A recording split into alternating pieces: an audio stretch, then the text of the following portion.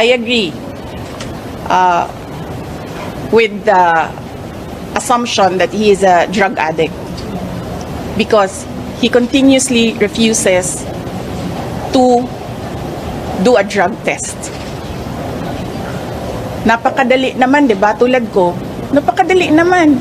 Sinabi ko kaagad, gusto niyo ng neuropsychiatric test o kung ano pa man yung test na gusto niyo i-take ko, gusto niyo ulitin ko yung bar exams, lahat yan gagawin ko.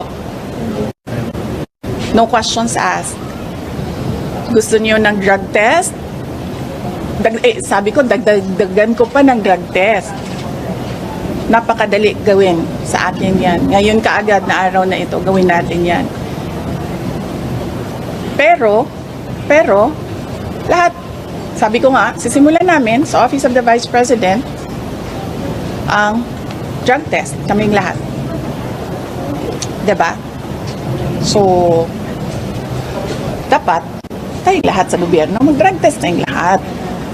Again, called on you to undergo a hair follicle test, citing the constitutional principle that public office is a public trust.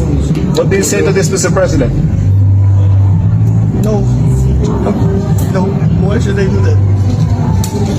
You don't see What they say, public trust, public office, public has nothing to do with the follicle test.